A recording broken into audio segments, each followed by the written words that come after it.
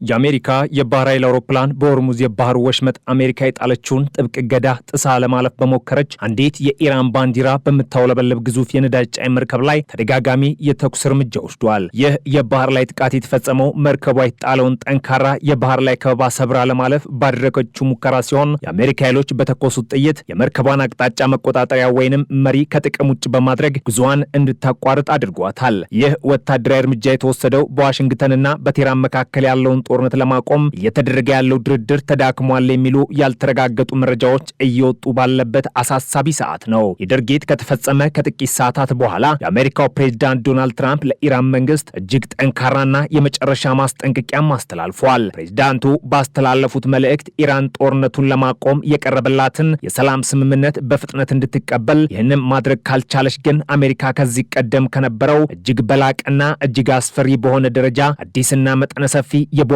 ጥቃት እንደምትከፍትባት አስጠንቅቋል። ፕሬዝዳንቱ የራሳቸው በሆነው የማህበራዊ ትስስር መድረክ ላይ ባሰፈሩት ጽሑፍም ኢራን በ14ቱ ነጥቦች ላይ የተመሰረተውን የስምምነት ማዕቀፍ ተቀብላ ተግባራዊ ታድርጋለች የሚል ትልቅ እምነት እንዳላቸው ጠቅሰው ይህ ከሆነ በአሜሪካ ወታደራዊ ዘመቻ ታላቁ ቁጣ የሚል ስያሜ የተሰጠው አውዳሚ እርምጃ እንደሚያበቃ ገልጿል። ሆኖም ይህ የሰላም ሂደት ካልተሳካ ግን ኢራን ለከፋ ውድመት እንደምትዳረግ ደጋግሞ አሳስበዋል። የአሜሪካና የኢራን ውጥረት ይህን ያህል በተካረረበትና የሆርሙዝ የባህር ወሽመጥ ለዓለም አቀፍ ንግድ ዝግ በሆነበት በዚህ ጊዜ ሌላ ተጨማሪ አስደንጋጭ ክስተትም ተፈጥሯል። 24 የባህር ላይ ሰራተኞችን አሳፍራ በምትጓዝና የፓናማ ባንዲራን በምትጠቀም አንዲት የደቡብ ኮሪያ የጭነት መርከብ ላይ ከባድ ፍንዳታና ቃጠሎም ደርሷል። ፕሬዝዳንት ዶናልድ ትራምፕ ይህንን ጥቃት የፈጸመችው ኢራን መሆኗን በይፋ በመክሰስ ደቡብ ኮሪያ ይህንን የባህር ላይ መስመር ክፍት ለማድረግና ደህንነቱን ለማስጠበቅ አሜሪካ ለጀመረችው ዘመቻ ድጋፍት እንድትሰጥና እንድትቀላቀል ጥሪ አቅርበዋል።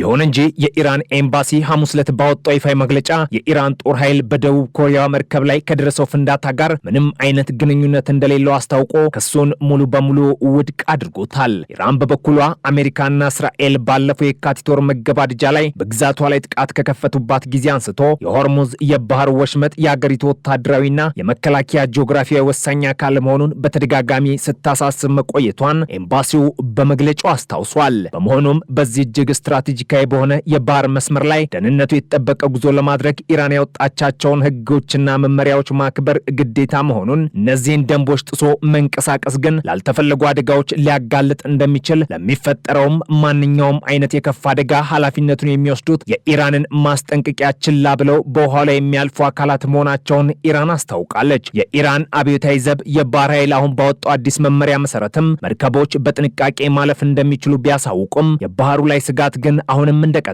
ነው። ይህን ተከትሎ የደቡብ ኮሪያ መንግስት አሜሪካ መርከቦችን ለማጀብ ወደ ጀመረችው ዘመቻ ስለመቀላቀል ጉዳይ ውሳኔዋን እንደገና እንደምትመረምር ገልጻ የነበረ ቢሆንም የአገሪቱ የብሔራዊ ደህንነት አማካሪ በትናንትናው ዕለት እንደተናገሩት አሜሪካ የባህር ወሽመጡን ለማስከፈት የጀመረችውን የነጻነት ዘመቻ ለጊዜው ማቋረጧን ተከትሎ ደቡብ ኮሪያም ዘመቻውን የመቀላቀል ሐሳቧን ለጊዜው አግዳለች። በሌላው የዲፕሎማሲያዊ መድረክ የዓለም ሀያላን ሀገራት የራሳቸውን የፖለቲካ ቼዝ በመጫወት ላይ ይገኛሉ። የቻይና የውጭ ጉዳይ ሚኒስትር ዋንጊው ከኢራኑ አቻቸው አባስ አራግቺ ጋር በቤጂንግ ተገናኝተው ሰፊ ውይይት አድርገዋል። ቻይና በዚህ ወሳኝ ሰዓት ለኢራን ያላትን የዲፕሎማሲና የኢኮኖሚ ድጋፍ አጠናክራ እንደምትቀጥልም ቃል ገብታለች። ይህ የሁለቱ ሀገራት የውጭ ጉዳይ ሚኒስትሮች ስብሰባ እጅግ ትኩረት የሳበው ፕሬዝዳንት ዶናልድ ትራምፕና የቻይናው ፕሬዝዳንት ሺጂንፒንግ ሊያደርጉት ከታቀደው ወሳኝ ስብሰባ ጥቂት ቀናት ቀደም ብሎ መካሄዱም ነው።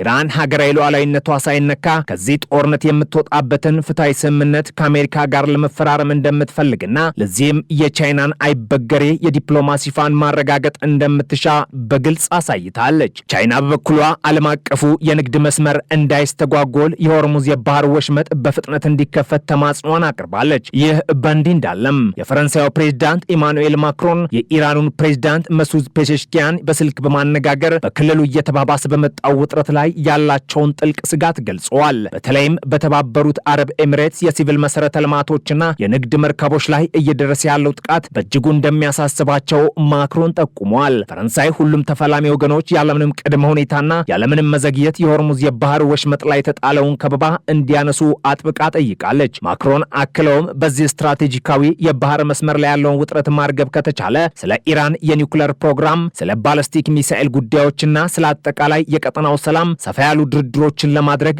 በር እንደሚከፍት ተናግረዋል። የፈረንሳዩ መሪ ስለዚሁ የኢራን የሰላም ሐሳብ ከአሜሪካው ፕሬዝዳንት ዶናልድ ትራምፕ ጋር በስልክ እንደሚወያዩም ፍንጭ ሰጥተዋል። ወደ አሜሪካ የውስጥ ፖለቲካና የትራምፕ አስተዳደር ስንመለስ ደግሞ ፕሬዝዳንት ትራምፕ በዋይት ሀውስ ለወታደር እናቶች ክብር በተዘጋጀ መድረክ ላይ ባደረጉት ንግግር ከኢራን ጋር ያለው ጦርነት እጅግ አስገራሚ በሆነ ፍጥነትና ስኬት እየተካሄደ መሆኑን ተናግረዋል። ፕሬዝዳንቱ ይህንን ግጭት ከሙሉ ጦርነት ይልቅ እንደ አንድ አነስተኛ ግጭት አድርጎ በመግለጽ አሜሪካ ቬንዙዌላ ውስጥ ከወሰደችው እርምጃ ጋር አነጻጽረውታል። ትራምፕ በቬንዙዌላ እጅግ ጠንካራ በሆነ ወታደራዊ ኃይል ገብተው በአጭር ጊዜ እንዳሸነፈ ሁሉ የኢራኑን ዘመቻ በተመሳሳይ መልኩ እጅግ በተሳካ ሁኔታ እየሄደ መሆኑን ይህም አሜሪካ ጦርነቱን እንዳሸነፈች የሚያሳይ መሆኑን በኦቫል ኦፊስ ጽህፈት ቤታቸው ለጋዜጠኞች በኩራት ተናግረዋል። ምንም እንኳን ኢራናውያን ከፍተኛ ኩራት ያላቸው ህዝቦች ቢሆንም አሁን ላይ ግን ለድርድር ዝግጁ መሆናቸውንና ስምምነት ላይ መድረስ እንደሚፈልጉ ትራምፕ ተናግረዋል። ላለፉት 24 ሰዓታት ከኢራን ጋር እጅግ ጥሩ የሚባል ድርድር ማድረጋቸውንና ጦርነቱን የሚያስቆም ስምምነት ላይ መድረስ እጅግ የሚቻል ነገር መሆኑን አብስረዋል።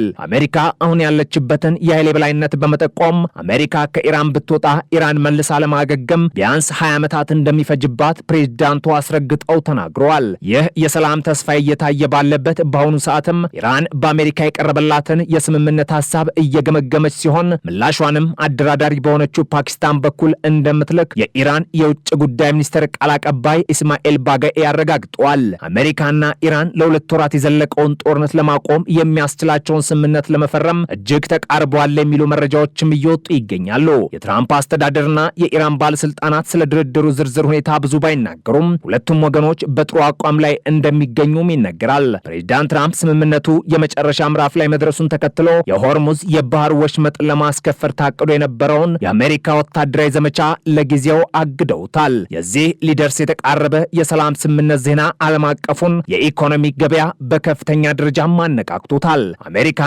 ኢራን ወደ ስምምነት መቃረባቸውን ተከትሎ በዓለም አቀፍ ደረጃ የድፍድፍ ነዳጅ ዋጋ ባለፉት 2 ቀናት ውስጥ ብቻ በ10 በመቶ አካባቢም አሽቆልቁሏል። ዓለም አቀፍ የነዳጅ ገበያ መለኪያዎች በከፍተኛ ደረጃ በመቀነስ ነዳጅ በአንድ በርሜል ከ101 ዶላር በታች እንዲሁም ከ95 ዶላር አካባቢ እየተገበያየ ይገኛል። በሌላ በኩል የአሜሪካ ታላላቅ የፋይናንስና የአክሲዮን ገበያዎች ለሁለት ተከታታይ ቀናት ታሪካዊ የተባለ ከፍተኛ የእድገት ጣሪያ ላይ ደርሰዋል። ፕሬዝዳንት ትራምፕ ይህንን የገበያ መነቃቃት በደስታ በመቀበል የአክሲዮን ገበያው የምንጊዜም ከፍተኛ ደረጃ ላይ መድረሱን፣ የዜጎች የጡረታ ቁጠባዎችና የስራ ዕድሎች እጅግ እያደጉ መሆናቸውን በማህበራዊ ትስስር ገጻቸው አብስረዋል። ከዚህም በተጨማሪ ፕሬዝዳንቱ ከታላላቆቹ የአሜሪካ የነዳጅ ኩባንያዎች ዋና ስራ አስፈጻሚዎች ጋር የተገናኙ ሲሆን ስለ ኢራን ጦርነትና ስለ ቬንዙዌላ ጉዳይ ጥልቅ ውይይት ማድረጋቸውን ተዘግቧል። የጦርነቱ ፖለቲካዊና ወታደራዊ መዘዝ በዚህ መልኩ እየተከናወነ ባለበት በዚህ ወቅት በሰብአዊ መብት አያያዝ ዙሪያ እጅግ አሳሳቢ ሪፖርቶችም ወጥተዋል። መሰረቱን አሜሪካ ያደረገ አንድ የሰብአዊ መብት ተሟጋች ቡድን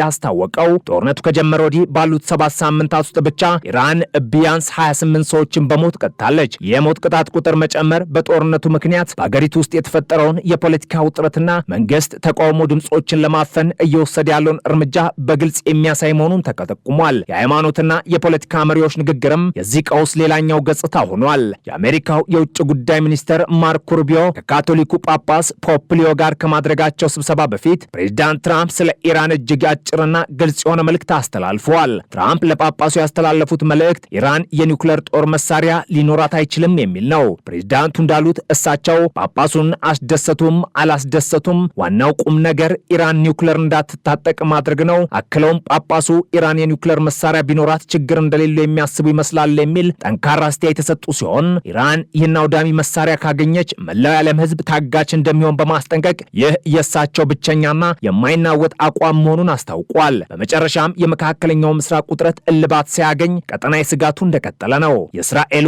ጠቅላይ ሚኒስተር ቤንያሚን ኔታንያሁ የአገሪቱ የደህንነት ካቢኔ ስብሰባ ሲጀመር በቪዲዮ ባስተላለፉት መልእክት እስራኤል ከኢራን ጋር በተያያዘ ለሚፈጠር ለማንኛውም አይነት ሁኔታና አስከፊ ገጽታ ሙሉ በሙሉ ዝግጁ መሆኗን አስታውቋል። ጠቅላይ ሚኒስተሩ የሀገሪቱ ወታደራዊና የደህንነት ተቋማት ለሁሉም አይነት ሊከሰቱ የሚችሉ ሁኔታዎች ተገቢውን ቅድመ ዝግጅት እንዲያደርጉ ጥብቅ መመሪያ መሰጠቱን ገልጸዋል። ይህ የእስራኤል ከፍተኛ ጥንቃቄ የተሞላበት ማስጠንቀቂያ የተሰማው እስራኤል ባለፈው ወር ከተደረገው የተኩስ አቁም ወዲህ ለመጀመሪያ ጊዜ በቤሩት ደቡባዊ ዳርቻዎች ላይ አዲስና ጠንካራ የአየር ጥቃት በፈጸመችበት ወቅት ነው። በአጠቃላይ ሲታይ የዓለም ፖለቲካ በአንድ በኩል ወደ ሰላም ድርድር እያዘነበለ በሚመስልበት፣ በሌላ በኩል ደግሞ የጦርነት ደመና ዳግም ሊያንዣብብ በሚችልበት እጅግ ጠባብ መስመር ላይ ቆሟል። የአሜሪካና የኢራን የሰላም ስምምነት በተሳካ ሁኔታ ከተጠናቀቀ የዓለም ኢኮኖሚና የቀጠናው ደህንነት ትልቅ እፎይታ የሚያገኝ ቢሆንም የስምምነት የሚከሽፍ ከሆነ ግን ፕሬዚዳንት ትራምፕ ዝተዋት የነበረችው ታላቁ ቁጣ የተሰኘችው ወታደራዊ ዘመቻ ተመልሳ ቀጠናውን